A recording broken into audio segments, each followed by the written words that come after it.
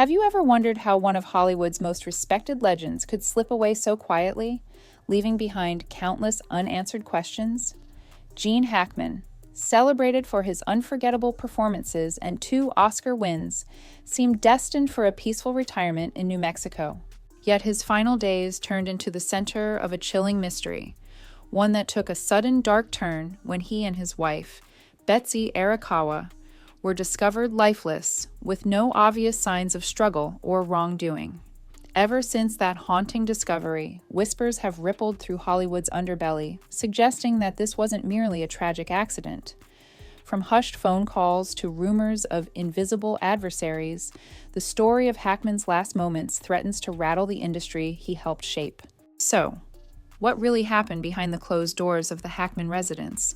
And why is Hollywood, a place that usually celebrates its departed legends with grand tributes, suddenly quiet about the entire ordeal?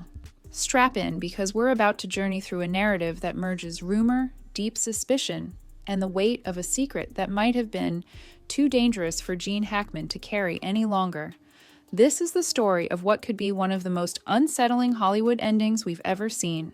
Gene Hackman's retreat from the film industry wasn't entirely unexpected. After decades in the spotlight with an illustrious career that included roles in The French Connection, Unforgiven, and countless other classics, Hackman chose to step away from Hollywood in the early 2000s. Many of his fans believed he was simply tired of the relentless press cycle and decided to embrace a quieter life, far from paparazzi cameras and industry politics. He settled in a remote corner of New Mexico with Betsy Arakawa, the quiet pianist whom he'd married later in life. The pair seemed almost symbolic of what a peaceful retirement looked like. Minimal public appearances, no flashy parties, and certainly no involvement in the typical Tinseltown rumors.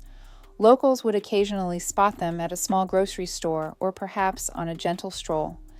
Hackman's once intense schedule had been replaced by regular visits to local coffee shops, where he'd exchange polite nods with neighbors before disappearing back into the desert. But that wasn't the whole story. Despite the outside appearance of tranquility, neighbors began to share subtle hints that all was not as it seemed. A local rancher recalled glimpses of Betsy on her front porch, unmoving as she stared off into the dusty horizon, like she was listening for a sound no one else could hear. Another resident mentioned hearing faint, unrecognizable hums in the middle of the night near the Hackman property. Without further context, these incidents might have been dismissed as overactive imaginations or desert illusions, yet in hindsight, these fleeting, eerie moments suggest an undercurrent of tension that seeped into their secluded existence. No one could have predicted how abruptly their peaceful retirement would end, but the calm before a storm always feels too serene, doesn't it? That hush often signals that something monumental is about to unfold. When authorities finally entered the Hackman home, the scene they found was as perplexing as it was unsettling. Gene Hackman and Betsy Arakawa were discovered lifeless in their living room. Hackman seated in his favorite chair, Betsy just a few steps away, their dog curled up in a corner as if dozing. There were no signs of forced entry, no smashed windows, no evidence of intruders, and no scattered furniture suggesting a fight. Strangely enough, it looked like they might have simply drifted off to sleep. The first guest to emerge in the local rumor mill was carbon monoxide poisoning, a silent killer known to claim unsuspecting victims in remote areas. The possibility seemed plausible enough. An invisible gas leak can cause people to pass on peacefully, never realizing something's gone wrong. Yet, after thorough checks of every stove, heater, and generator, the official reports concluded that carbon monoxide was not the culprit.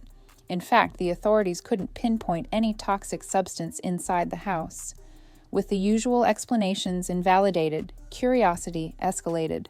How could a famous couple, apparently in good health, simply exit this life without a single trace of wrongdoing or accident? The hush among investigators only served to feed speculation. Some whispered about advanced poison, too complex for standard tests. Others insinuated that it might have been a meticulously staged elimination intended to look like the quietest of accidents. Meanwhile, the people of Santa Fe and the surrounding areas found themselves at the center of sudden media frenzy. reporters descended upon local diners, rummaging for any tidbits of information about Hackman's final days. But they discovered that what seemed plain on the surface was steeped in hidden complexities. And as the investigators continued to interview neighbors and friends, they realized there was far more to this story than an unsuspecting couple lost to an unfortunate mishap. Gene Hackman's name holds weight in Hollywood lore. He was around during the golden decades, 70s and 80s, when the industry thrived on bigger-than-life personalities and rumor-laced success stories. Yet, behind the glitz and glamour, those decades were also known for shady dealings and hush-hush meetings that never made headlines. If rumor is to be believed, Hackman had a front-row seat to observe these darker corners. Stories linger that he witnessed questionable deals behind closed doors, meetings that shaped careers, quashed scandals, or even orchestrated quiet exits for those who stepped out of line. Some starlets who soared in popularity overnight were rumored to have had a little extra nudge from powerful strings pulled behind the scenes. Then there were whisperings of hush-money payoffs for journalists, who in turn wrote flattering or concealing pieces about high-profile figures. Was Hackman privy to a web of information so sensitive it ultimately placed him in danger? Conspiracy forums propose he was quietly compiling evidence, a personal record of the things he'd seen and heard, but they aren't sure whether he intended to expose it all. Did these secrets become too heavy to bear? And if so, was his secluded home in New Mexico more of a refuge or a prison where he hid away from old connections that grew suspicious of his knowledge? The mere fact that some of Hackman's former colleagues refused to speak about his passing speaks volumes. Hollywood usually pours out tributes in droves when a legendary figure crosses over. This time, there were scattered mentions, a few social media condolences, and then silence. Could it be that entire segments of the industry were unsettled by a possibility that Hackman's demise was more orchestrated than anyone dared admit publicly? But that still doesn't fully explain how both he and Betsy ended up in that living room, side by side, with no outward signs of damage. Dark secrets may linger in Hollywood, but was that truly the root of their silent departure? Or did an even more cryptic series of events slip by unnoticed until it was too late? If Gene Hackman was the legendary lead actor of this real-life drama, Betsy Arakawa was the mysterious presence in the background, once a pianist, later a steadfast companion, and finally a figure cloaked in rumor. Friends recalled her gentle nature, quiet poise, and unwavering loyalty to her husband. She was no starlet chasing the limelight, never participating in Hollywood's typical fanfare. Yet, those same acquaintances also mention her subtle anxieties. Not long before authorities made their grim discovery, Betsy had confided in a close friend by phone. She believed someone was watching her. Footsteps at odd hours, rustling noises near windows, random calls from unknown numbers. These might all be shrugged off as paranoia, especially in the isolated desert setting. However, the friend later revealed that Betsy's worries seemed legitimate, her voice tense with genuine fear. Over time, Betsy's mental state appeared to spiral into a subdued dread. She brushed away suggestions to seek help from law enforcement, insisting she was overreacting. It's also rumored that Betsy tried to send a letter, a final confession, to someone in California. That letter hasn't surfaced. Santa Fe police never confirmed any record of such a note. Was it lost, stolen, or perhaps never really existed? If it did exist, its contents might be the key to explaining why two otherwise healthy people could vanish so quietly. Did Betsy know something that could place both of them in danger? Or was she wrestling with the intangible fear that accompanied living with a Hollywood legend rumored to have damning secrets? In the swirling desert wind, hush-voiced speculations amplify every minor detail. A missing letter, a hushed phone call, a final conversation that ended in tears. Whatever Betsy discovered, if she discovered anything at all, she carried it with her to the end. Once local and state authorities recognized the magnitude of this case, the investigation evolved into a massive effort. Forensic experts scoured every corner of the Hackman property. If the couple had succumbed to carbon monoxide or other common toxins, the labs would have found something. but each angle turned into a disappointing dead end. No carbon monoxide, no standard poisons, no trace of forced entry. Investigators discovered a large, empty safe in Hackman's study, giving rise to new theories. Many believed it once held documents, diaries, or something priceless and dangerous enough to kill for. Yet no official record showed what the safe contained. Hackman's estate attorneys had no knowledge of it. The local locksmiths claimed they'd never been called to the property, suggesting it wasn't a break-in by ordinary means. Then there was the so-called unfinished manuscript, handwritten notes scattered in the basement. The scribbles referenced ambiguous events from old Hollywood, hinted at secret gatherings, and even included cryptic references like the club, the desert meeting, and the red folder. Each page ended abruptly, leaving chilling half-sentences.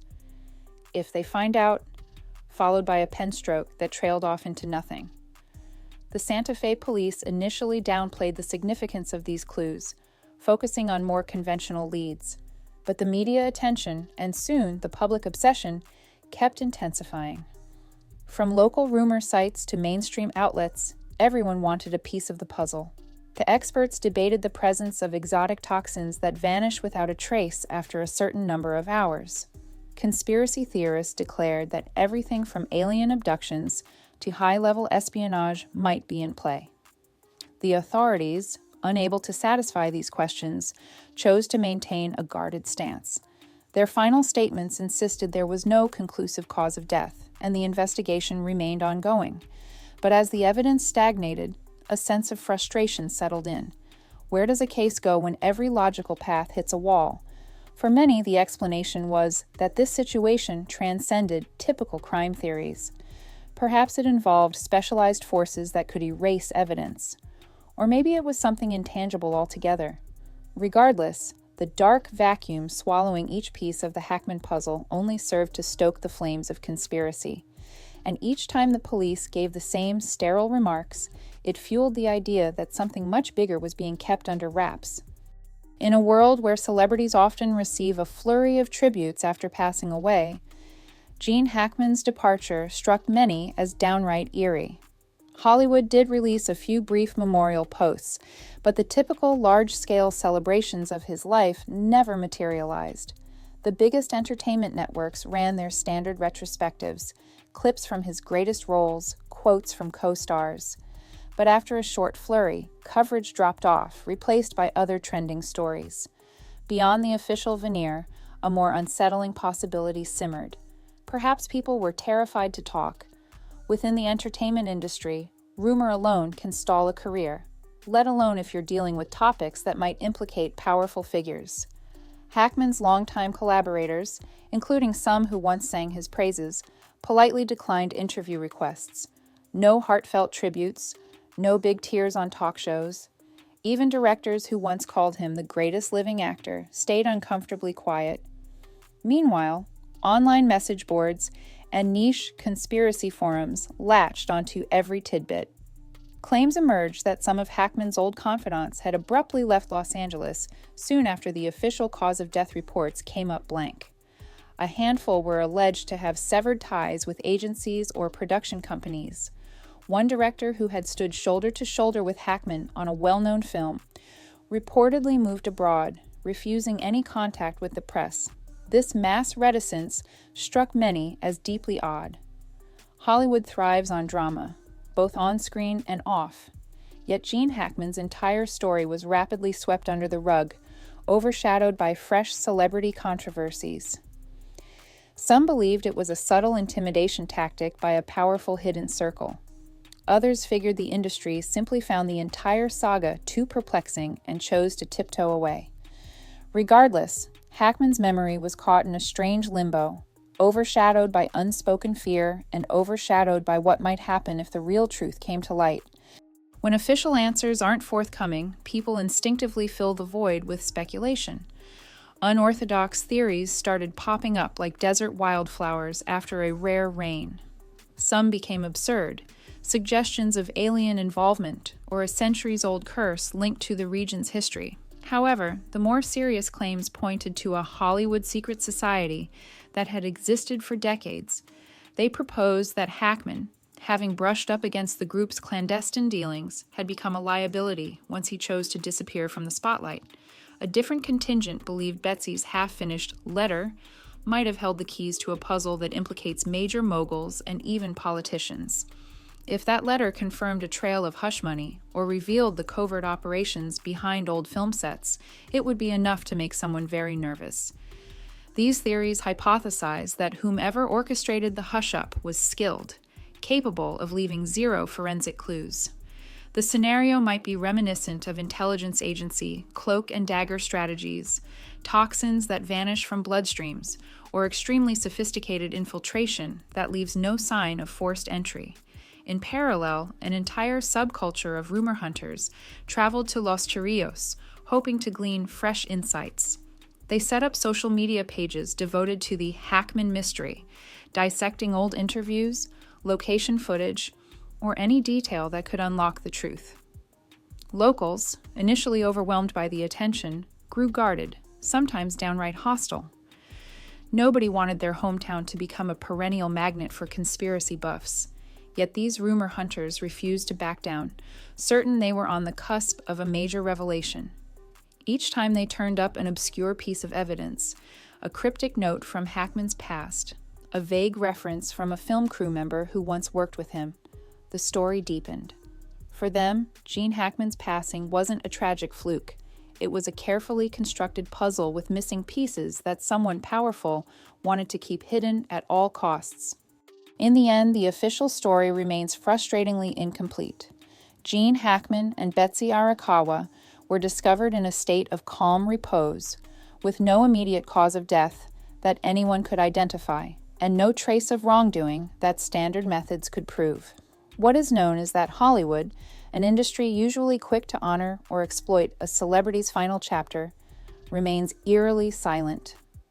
And for those who dared to look deeper, the swirling theories paint a portrait of dark undercurrents, hidden alliances, and truths better left unsaid. No matter which viewpoint you embrace, whether you suspect invisible toxins, a carefully orchestrated elimination, or the couple's simultaneous health crisis that left virtually no medical trace, this event stands out in a town that thrives on sensational headlines. Each question leads to more questions. Where is Betsy's rumored final letter? Why was a large safe in Hackman's study left open and empty? Why does the unfinished manuscript hint at secret gatherings in the 1970s and 80s that remain taboo even today? And most of all, why did Hollywood collectively choose to lower its voice when it came to this beloved icon? Perhaps it comes down to one undeniable point: the older one gets, the more one sees. Gene Hackman was around for a swirl of behind-the-scenes bargains, deep rivalries, and hidden histories. Betsy might have glimpsed enough of those shadows to realize there was no straightforward way out. If that's true, the couple's final days in New Mexico weren't just the sunset of two lives. They were the culmination of old secrets that could still shake Tinseltown to its core. Will these clues remain buried beneath desert sands? Or are we just one revelation away from unmasking the forces that may have sought to silence a legend forever? At this juncture, the story belongs to the watchers, the whisperers, and those who refuse to forget. And that perhaps is how it will remain. A legend still waiting to be deciphered, hidden in the deepest shadows of a Hollywood that has turned the page on too many truths for far too long. Thank you for watching and digging into the lingering enigma of Gene Hackman's passing. Whether it was a silent tragedy or a sophisticated orchestration, we may never know the true depth of what happened behind those desert walls. But keep questioning, keep searching, and keep listening, because the biggest secrets are often locked away in the quietest corners.